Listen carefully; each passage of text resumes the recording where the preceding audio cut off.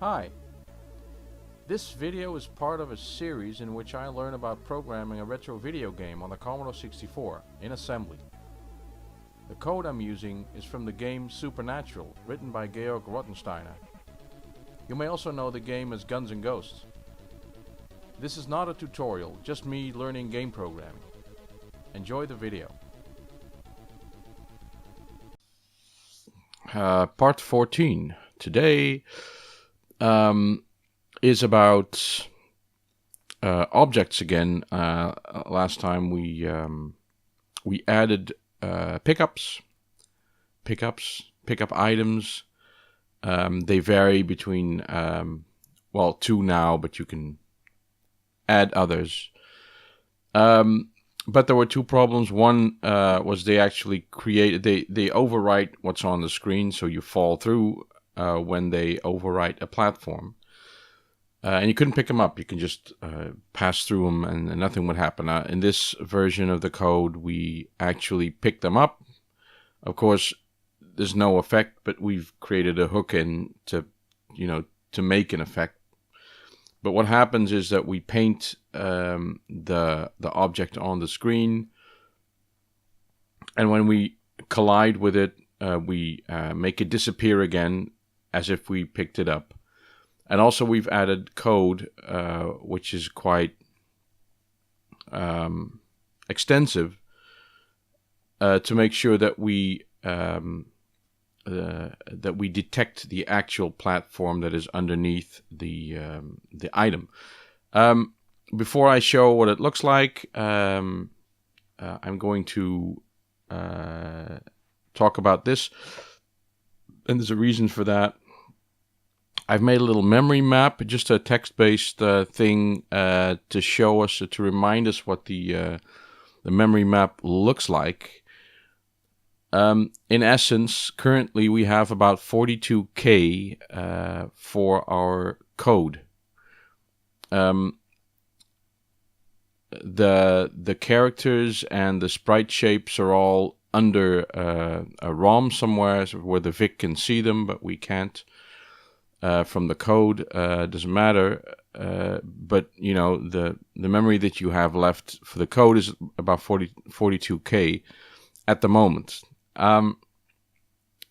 This is zero page. We use a couple of parameters and zero page pointers, and then at this address the basic starter sits, and this is where the code starts.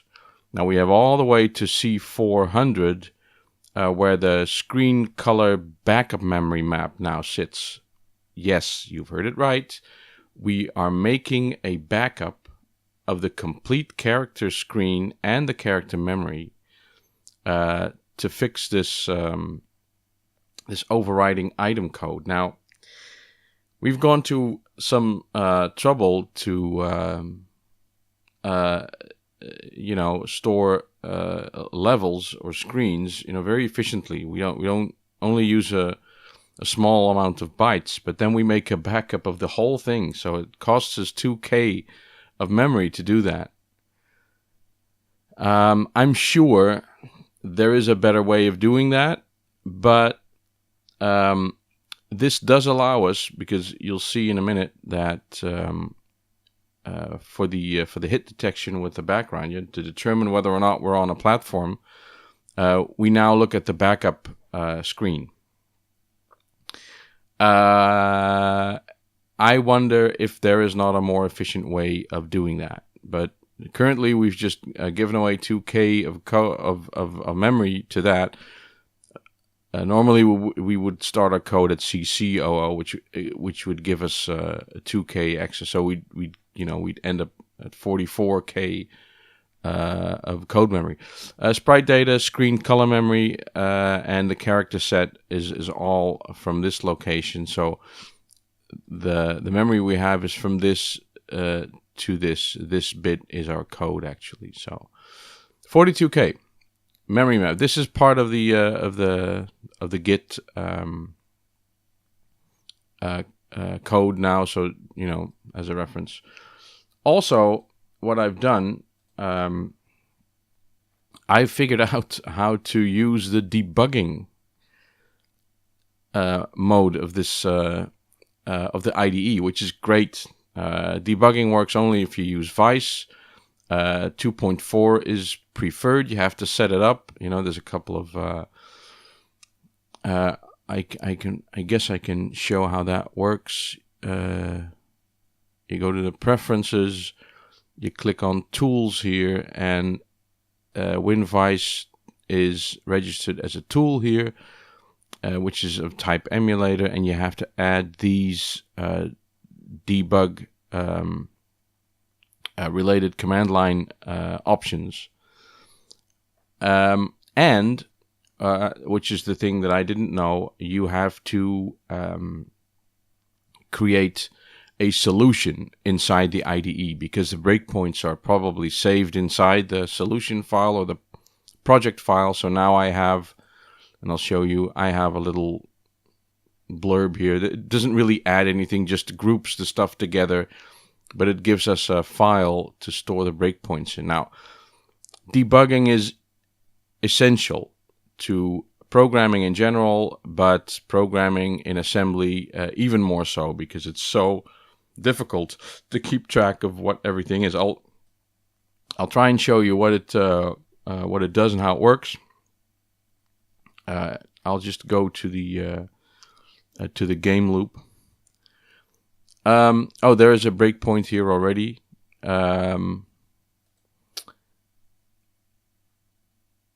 What I want to do is run the code, and the debugging is really a way of running your code and being able to stop it at any moment, and just look at the state of the memory and look at the state of the registers, just to make sure that you understand how the program environment is at the exact moment of execution there.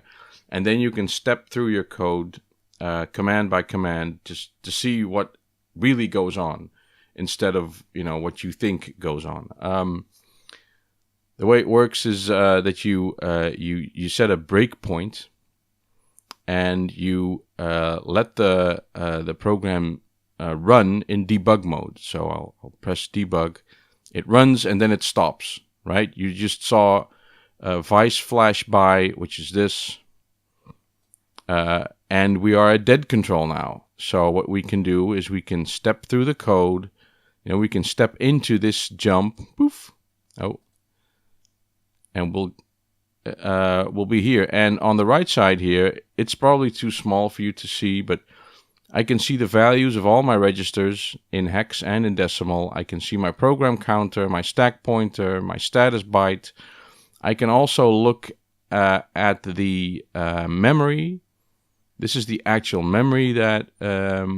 so we can look at our tables, we can look at all the values, look at our zero pointer values.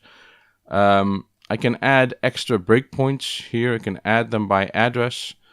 I'm not sure if I can add watches. I think I can. So you can watch watch a certain variable and see how it works.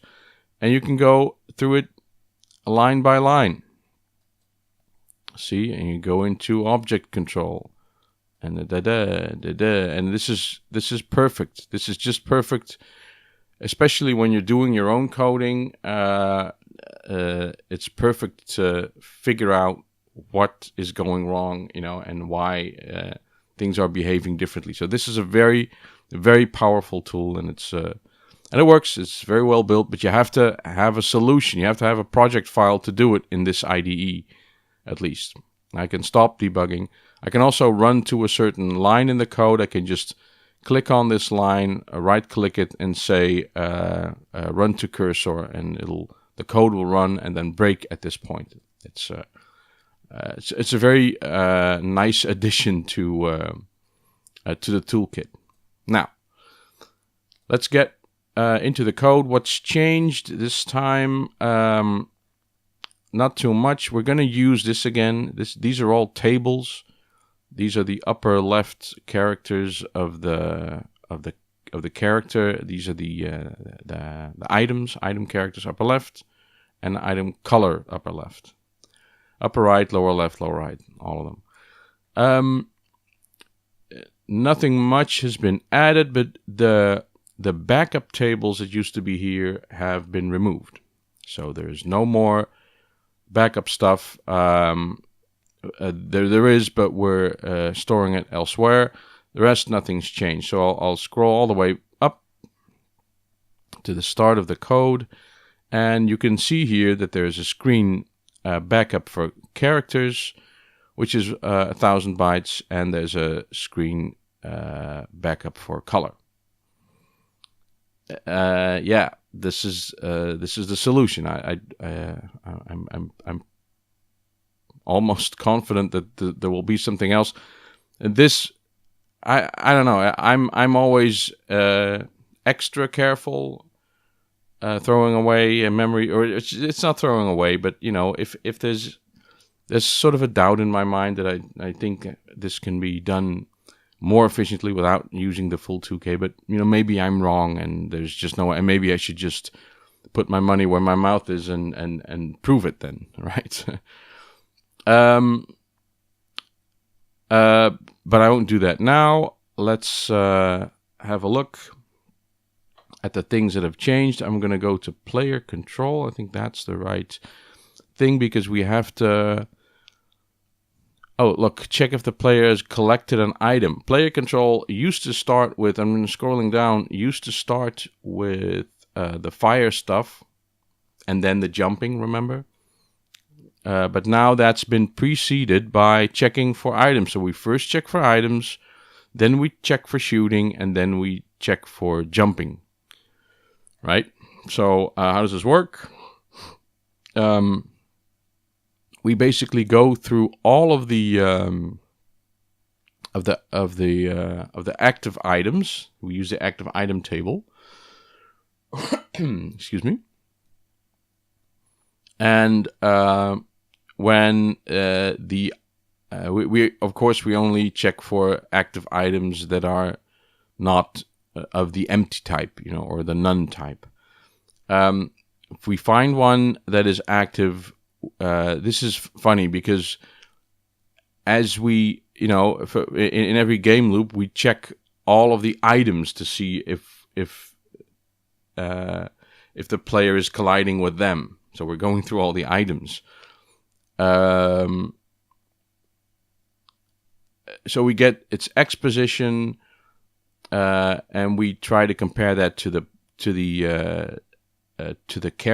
player's X position. Again, table, no index, which means element number 0, which is the player. If it matches, then at least it matches X. We also check one item or one X position to the right of the item position, and we subtract 2 again to check one character position to the left. So we don't only check the exact X position of the item, we also check to the left and to the right. So it's quite a wide. I mean, remember that the item is actually 2 characters wide. So we have to do some, you know, some checking left and right. So the X, if the X position at least matches, then we have to check for the Y position. We check for the Y position, and we check below. That's what we do. So we check for the bottom row of the item, not the top. The item is also 2 characters high. Not only, I mean, it's 4 characters in total. So we check for the bottom row to match the Y position of the player. If that does, then we can pick it up. Now the pick item. And you know, we just do we run through the item to the active item table for the number of items there are. Pick item means we pick it up. And it's very easy because we just put an item none in the item active table at the position. See that we actually expect the Y register to contain the item number at this moment.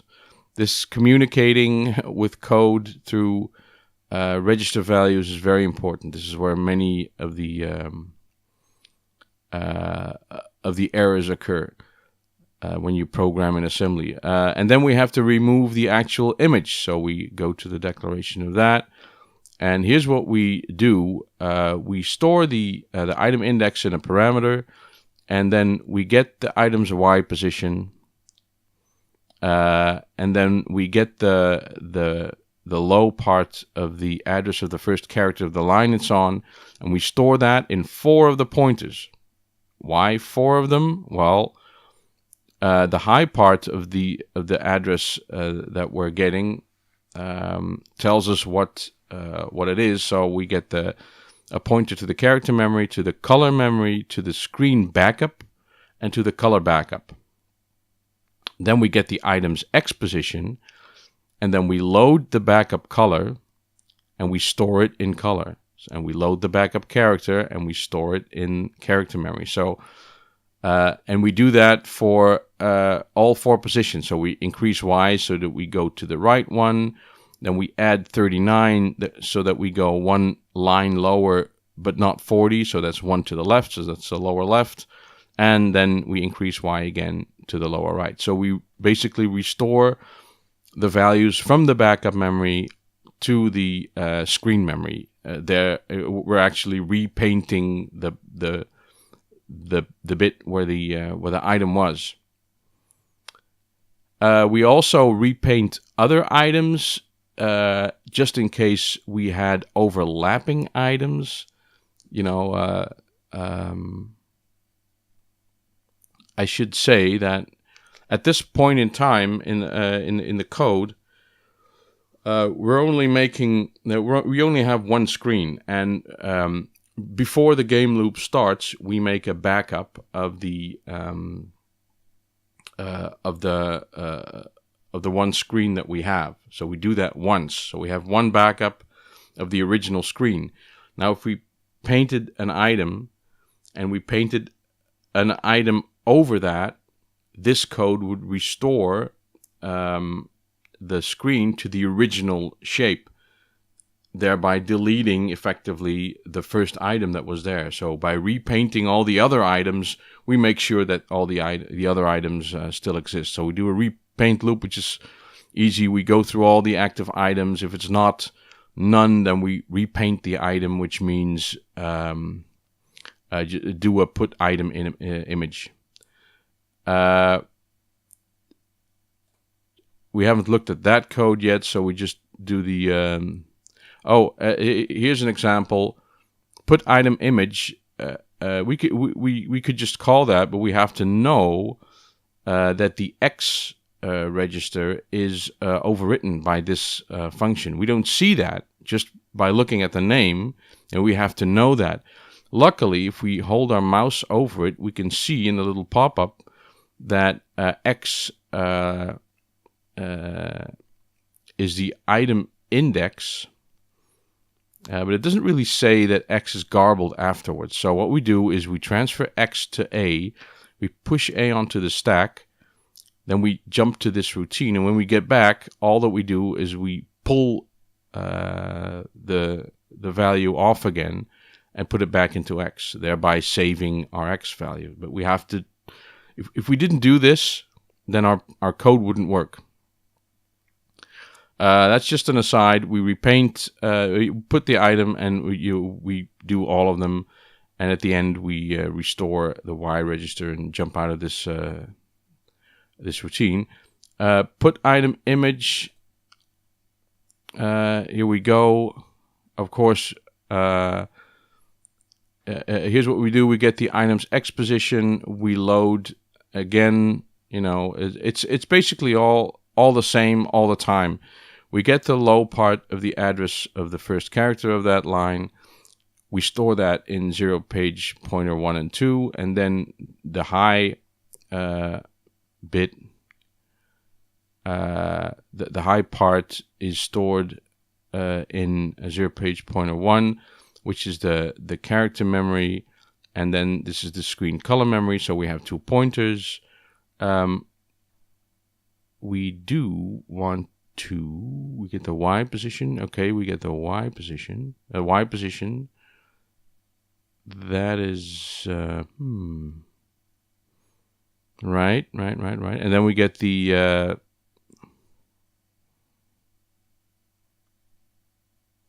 Wait a minute. See, this is how my mind works. I get confused because I start thinking of something.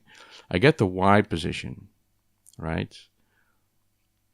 And based on that, I get 2 pointers pointing at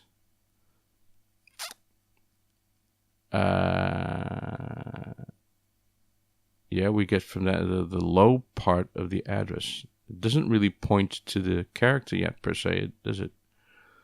No, because that happens here. Okay, so we have our pointer pointing at the first character of the line that we're on. Then we get the X position. We get the item's X position. We load that in X. And then item active, and we index that by the item's X position. This is weird. Again, we use X because X is our item index. Oh, of course, we get we load it into Y. Thank you.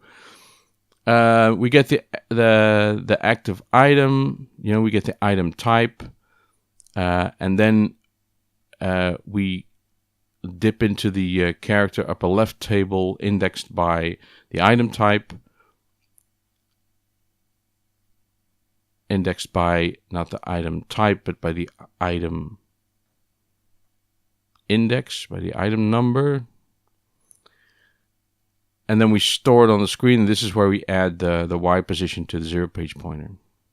So basically we do the upper left character and the upper left color and the upper right. We add the 39 and we add the 1. That's the same thing. So it is basic code. It does the same all the time, but it doesn't. It's not bad to reiterate sometimes. For myself to reiterate how it works. So that's just putting the image, and that's all that we're doing. We're the picking up the item. Let's see if we can find, where is it? Where do we pick up the item? Pick item. So this function, it's pick item, remove item, and apply effect. Well, the apply effect part here hasn't been programmed, of course. All that we do is we set the item to not active and then remove it. And then based on the item index, we have to figure out what to do. So that code will probably end up sitting right here. But anyway, I've gone on for 23 minutes already. And I've shown all the code there is to show. Showed the memory map, showed the debugging, which is going to be very powerful. I may not need it in this project so much, but when I start my own coding, the debugging will be very valuable. And that's it. So thanks for watching again, and I'll see you in the next part, which is part 15. This has been part 15. Thanks again for watching, and I'll see you next time.